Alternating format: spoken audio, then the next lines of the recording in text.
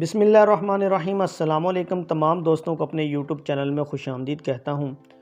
आज की वीडियो बड़ी इंटरेस्टिंग होने वाली है। बड़ी अपॉर्चुनिटी आई है पाकिस्तानी उम्मीदवारों के लिए कि हुकूमत पाकिस्तान के लिए वजारत समुंदर पार पाकिस्तानीज़ और तरक्की इंसानी वसाइल ओवरसीज़ एम्प्लॉयमेंट कॉरपोरेशन OEC की तरफ से बहुत बड़ी अनाउंसमेंट की है कि वो उम्मीदवार जो पाकिस्तान में बेरोज़गार हैं, जो पाकिस्तान में उम्मीदवार रोज़गार की तलाश में हैं और आउट ऑफ कंट्री जाने के ख्वाहिशमंद हैं, OEC की तरफ से जनूबी कोरिया, साउथ कोरिया के लिए बहुत बड़ी अनाउंसमेंट की है। जनूबी कोरिया में मुलाजमत के हसूल के लिए दरख्वास्तें वसूली बराए साल 2024 की ये अनाउंसमेंट है। एडवर्टाइजमेंट आपके सामने स्क्रीन पर नज़र आ रहा है। एडवर्टाइजमेंट और कोड नंबर भी आपको स्क्रीन पर नज़र आ रहा है।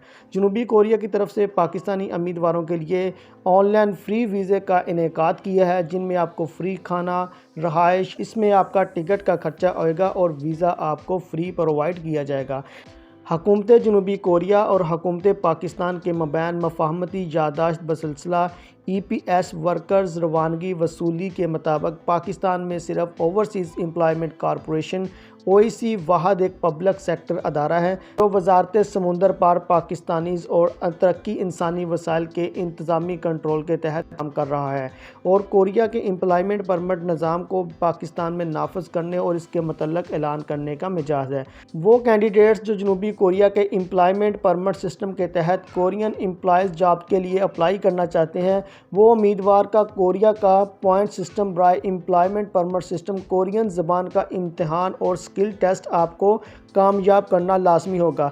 जनूबी कोरिया के एम्प्लॉयमेंट परमिट सिस्टम के तहत पाकिस्तान में 7वें पॉइंट सिस्टम के लिए प्री रजिस्ट्रेशन का आगाज़ फरवरी 2024 से हो रहा है। यानी कि हर साल ये फरवरी में जॉब्स इनकी अनाउंसमेंट होती है। आज फरवरी की 2 तारीख है और ये अनाउंसमेंट कर दी गई है। OEC की तरफ से जनूबी कोरिया के वीज़े खुल गए हैं, लिहाजा ख्वाहिशमंद अहल उम्मीदवारों से गुजारिश है कि वो OEC की वेबसाइट जो कि आपको स्क्रीन पर नज़र आ रही है और लिंक इसका मैं डिस्क्रिप्शन में भी दे दूंगा, आपने गूगल के सर्च बार में टाइप करना है www.oec.gov.pk। इनकी ऑफिशियल वेबसाइट खुल जाएगी, वहां पर इनका ये ऐड भी मौजूद है और आप डाउनलोड फॉर्म चलान भी डाउनलोड करके इसकी फ़ीस जमा करवा सकेंगे। के होम पेज पर इस तरह का ऐड शो होगा, आपने वो ऐड भी डाउनलोड कर लेना है और इसके अलावा आपने चलान फॉर्म है उसको आपने फिल करना है। फिल करके 1000 की जो फ़ीस है वो आपने जमा करवानी है बैंक में और 12 फरवरी को इसकी अनाउंसमेंट होगी कि कौन से उम्मीदवार इसके लिए सिलेक्ट हुए हैं। फिर आप तैयारी करेंगे और इसके बाद आप रजिस्ट्रेशन ऑनलाइन करवा सकेंगे। साउथ कोरिया जाने के लिए आपने गूगल के सर्च बार में OEC की वेबसाइट से इस तरह का चलान फॉर्म डाउनलोड कर लेना है। लिंक मैं इसका डिस्क्रिप्शन में भी दे दूंगा, आप वहां से भी ये फॉर्म डाउनलोड कर सकते हैं।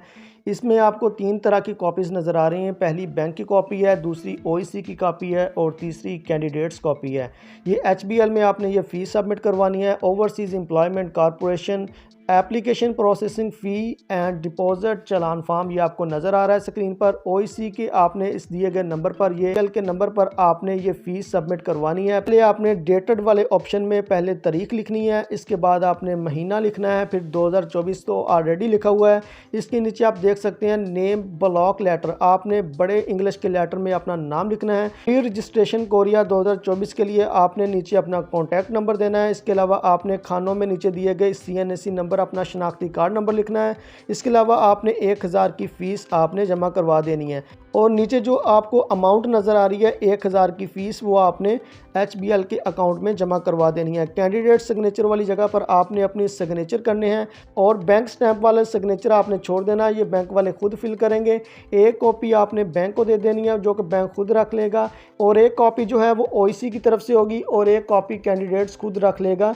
चलान फॉर्म फिल करने के बाद आपने इसको अच्छी तरह से रीड कर लेना है और इसमें जो 3 परत आपको नज़र आ रहे हैं, इसमें बैंक एक कॉपी अपने पास रख लेगा, एक कॉपी OEC की तरफ को आपने भेजनी है और एक कॉपी जो है वो कैंडिडेट्स खुद रख लेगा सबूत के तौर पर, प्रूफ के तौर पर। तो ये चलान फॉर्म है जो कि आपने तसल्ली से फिल करना है। फिल करने का तरीकाकार मैंने आपको बता दिया है।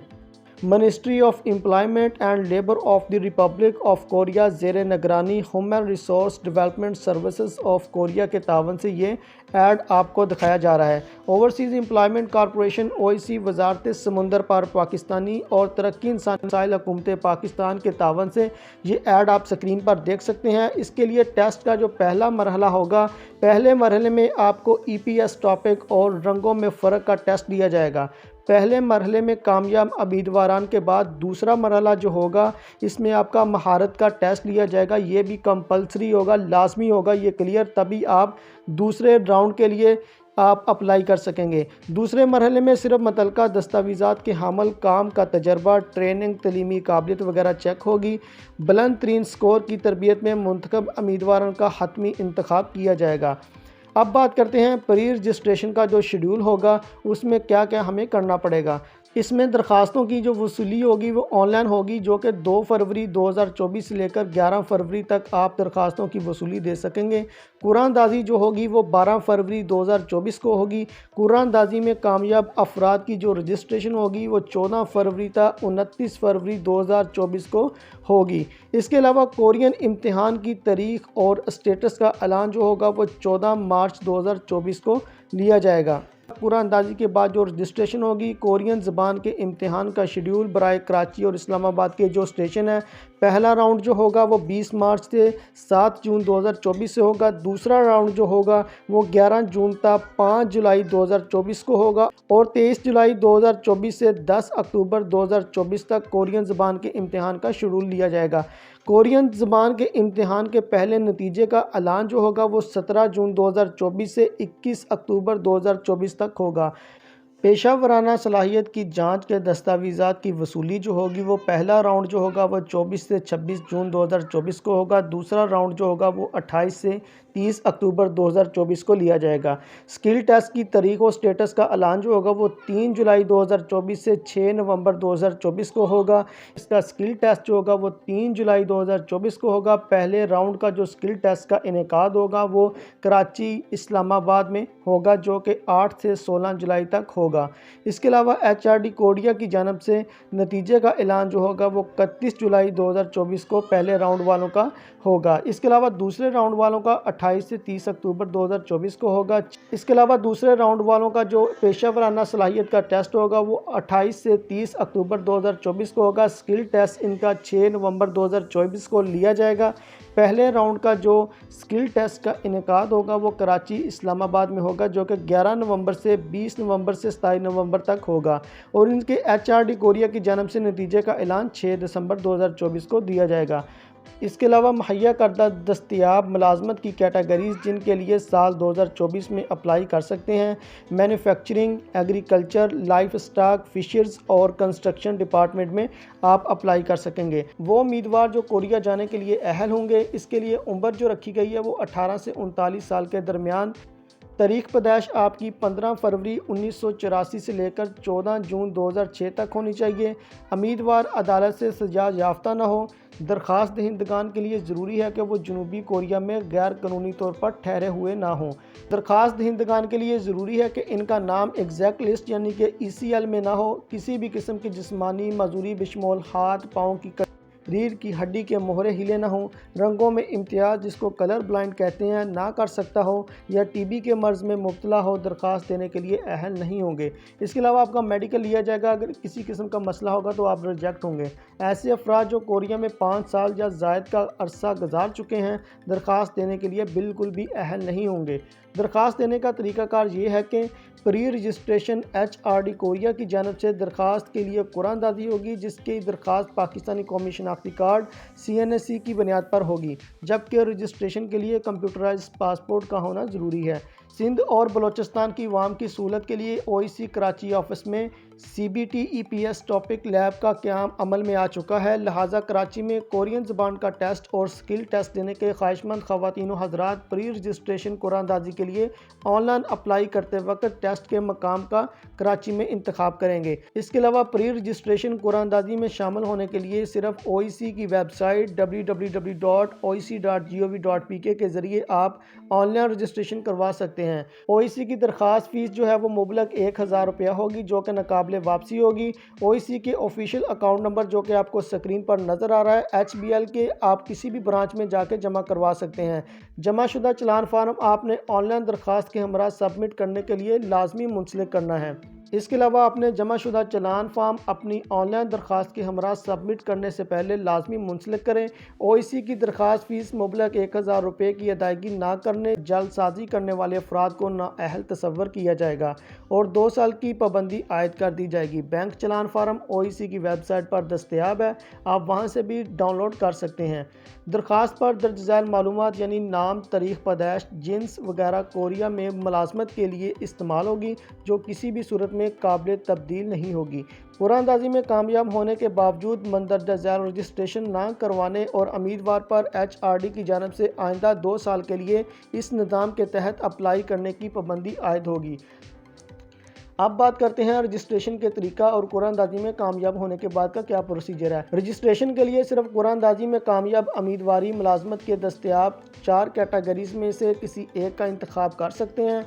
मतलूबा दस्तावेज़ात में आपने HRD कोरिया की टेस्ट फीस 28 अमरीकी डॉलर के मसावी पाकिस्तानी रुपये, जिनका जमा शुदा चलान फार्म दरख्वास्त के हमरा आपने मुंसलिक करना है। चलान फार्म मुकर्रर तारीख पर ओईसी की वेबसाइट पर दस्तयाब होगा। इसके अलावा आपने फ्रेश रंगीन फ़ोटोग्राफ जो ऑनलाइन ही अपलोड करनी है वो आपके पास होनी चाहिए। कंप्यूटराइज पासपोर्ट की बेहतरीन कलर रंगीन की कापी आपके पास होनी चाहिए। इसकी तमाम डिटेल आपको स्क्रीन पर आगे नज़र आ रही हैं। ऑनलाइन दरख्वास्त का अमल मुकम्मल करने के बाद आपने मालूमात की तौसीक करवानी है, जो कि KLT टिकट रजिस्ट्रेशन स्लिप हासिल करने के लिए ओईसी ऑफिस दिए गए तरीक में आपने मतलूबा दस्तावेज़ात के साथ तशरीफ़ लाना है। ओईसी ऑफिस से मालूमात की तौसीक और KLT टिकट रजिस्ट्रेशन स्लिप हासिल किए बगैर आपने रजिस्ट्रेशन नामुकम्मल तस्वर होगी। अब बात करते हैं कोरिया का पॉइंट सिस्टम बराए एम्प्लॉयमेंट परमिट सिस्टम समरी। पहला मरहला लाजमी होगा, दूसरा मरहला भी लाजमी होगा, इसके बाद इख्तियारी मरहला होगा जो कि आपको स्क्रीन पर नज़र आ रहा है। उम्मीदवार यहाँ पे नोट कर सकते हैं और इसको देख भी सकते हैं। अगर वीडियो में बताऊँगा तो ये वीडियो काफ़ी लंबी हो जाएगी। कुरानंदाजी के बाद रजिस्ट्रेशन के मकाम जो होंगे वो इस्लामाबाद में होंगे, कराची में होंगे, मुगलपुरा लाहौर में होंगे। इनके आगे कॉन्टैक्ट नंबर भी हैं और इसके अलावा पेशावर और कोयटा में भी इनके रजिस्ट्रेशन के मकामात बने हैं कि कुरानंदाजी के बाद आप रजिस्ट्रेशन किस तरह करवा सकते हैं, और इनके ऑफिस के नंबर और एड्रेस भी साथ मेंशन है। मज़ीद रहनुमाई के लिए आपने ओईसी की वेबसाइट www.oec.gov.pk विज़िट के लिए आपने दिए गए साइट नंबर पर आपने रब्ता करना है। तो ये मुकम्मल तरीकाकार था जो मैंने आपको आज की इस वीडियो में बताया कि उम्मीदवारान किस तरह ओईसी के थ्रू साउथ कोरिया जाने के लिए अपनी दरख्वास्त दे सकते हैं और अपने टेस्ट की प्रिपरेशन करके ये वीज़ा हासिल कर सकते हैं। वीज़ा की टिकट जो है वो आपने खुद करवानी है, वीज़ा आपको फ्री मिलेगा। वहाँ पर ट्रांसपोर्ट का, रहाइश का और खाने का इंतज़ाम भी है। उम्मीदवारान किस तरह ओईसी के थ्रू साउथ कोरिया में ये वीज़ा हासिल कर सकते हैं। सबसे पहले आपने रजिस्ट्रेशन करवानी है। अगर आपका नाम आता है तो आपने इसकी टेस्ट की प्रिपरेशन करनी है। इसके ज़ुबान का टेस्ट क्लियर करने के बाद स्किल टेस्ट होगा, वो क्लियर करने के बाद आपका वेटिंग लिस्ट में नाम आ जाएगा। नाम आने के बाद आपको वीज़े की जो फ़ीस है वो खुद नहीं पे करनी, वीज़ा फ्री होगा और टिकट आपने खुद करनी है। टिकट के पैसे आपको देने होंगे। इसके बाद आप साउथ कोरिया जा सकेंगे। मज़ीद रहनुमाई के लिए आप दिए गए नंबर पर रब्ता कर सकते हैं। वीडियो पसंद है तो वीडियो को लाइक करें, शेयर करें और दोस्तों को इसका लिंक फॉरवर्ड करें।